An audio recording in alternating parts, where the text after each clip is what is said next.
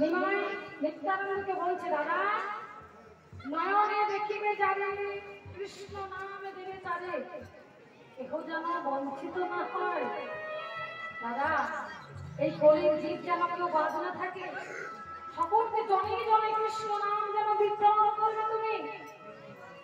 নিত্যানন্দ বলছে, নিমাই হ্যাঁ ও নিমাই, তুই যে আমায় প্রভাব দিচ্ছিস যে আমি যেন জনে জনে কৃষ্ণ নাম দিই, তা মানুষ যদি কৃষ্ণ নাম না নেয়, এই যে কীর্তনটা হচ্ছে, কমিটিরা কীর্তন করাচ্ছে, গ্রামবাসীরা সহযোগিতা করেছে, এখন আপনি যদি কীর্তনটা না শুনে চলে যান, আমি কি করবো?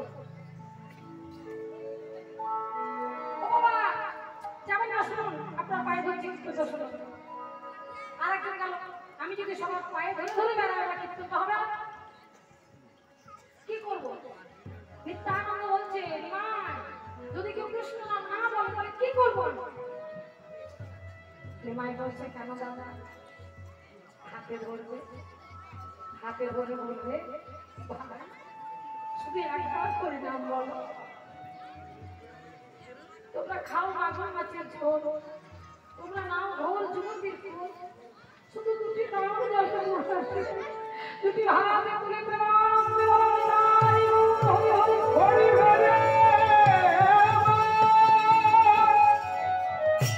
হাতে ধরবে।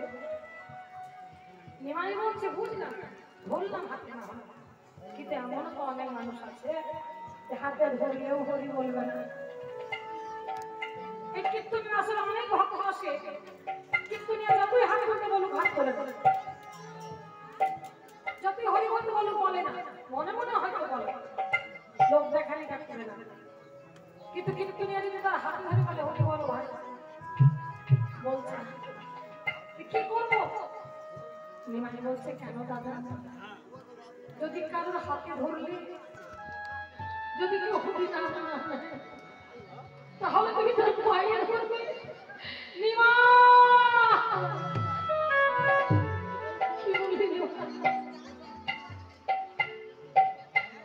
কি বললি? এতদিনে আমি কাজের মতো একটা কাজ পেলাম।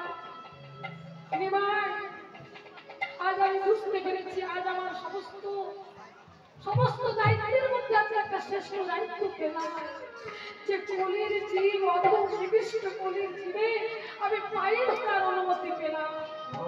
আজ একটা কাজের মতো কাজ পেলাম। হ্যাঁ দাদা, তুমি পায়ে ধরে না বলবে, আর বলবে যে তোমরা যদি আমার সঙ্গে একবার হরি বলো, সারা জন্মের মতো কেনা দাস হয়ে তোমার ঘরে থাকবো। তুমি যা আদেশ করবে আমি তাই করবো, শুধু একবার হরি বলো। এসো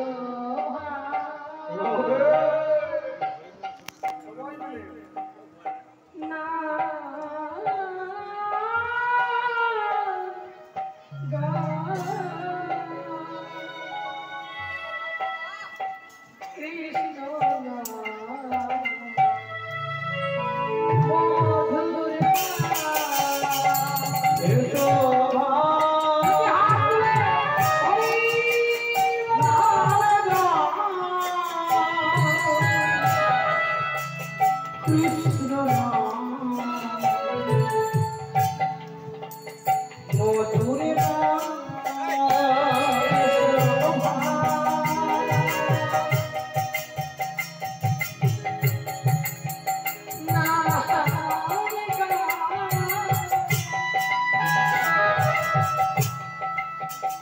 কৃষ্ণ